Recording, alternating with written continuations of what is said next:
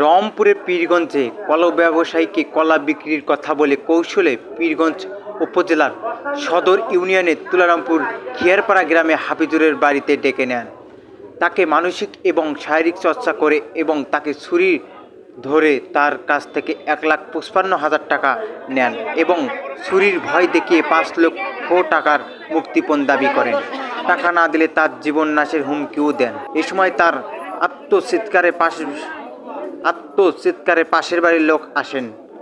জীবন বাঁচার তাগিদে উপস্থিত লোকজনের জীবন রক্ষার্থে হাতে পায়ে ধরেন। উদ্ধারকৃত ব্যক্তির বাড়ি একই উপজেলার 13 নং রান্নাথপুর ইউনিয়নের চেরাকপুর গ্রামের চান্দু মিয়ার পুত্র মঞ্জু মিয়া।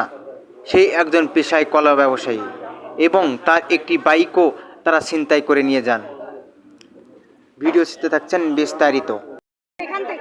আমি নিজে দেখি মানে আরো কিছু চলছে নাকি? একটা বারবার মাস যায় না, 2 মাস যায় না, একটা করে মেয়ে নিয়ে আসে, 3-4 জন পুরুষ আসে, 2-3 দিন থাকে। চলে যায়। যদি বলি খাইছে খাও, সবাই খাও, সবাই খাইবো। ওরা তাহলে সবাই মিলে ঘন্নেন না? আমরা কেউ করবে তাই ওই বাদলসি নিয়ে যায় বিচার করি, বাদলসি নিয়ে যায়।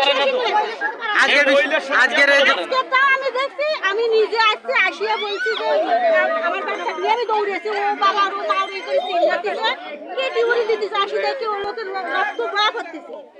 বলছে আমাকে আর মারিস না, আমি কিছু করি না, আমার কোনো আমি নির্ভর এটা সব ফিরুজ করছে, আমি কিছু করি না। আমার মারিস না, কয় কি চুপ, বেশি চিল্লালি পরে তোকে এখানে যাবো, ওইখানে ফোন করবো।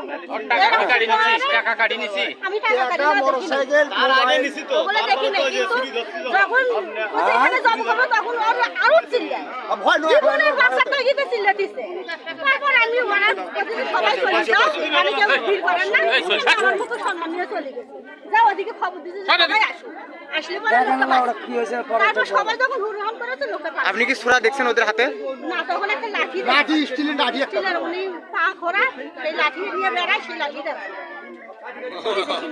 মানে মোটরসাইকেল কি পরে নিয়ে গেছে? আমি মোটরসাইকেল গাড়িটা ওরা ওদের লোকে নিয়ে গেল। আগে দেখি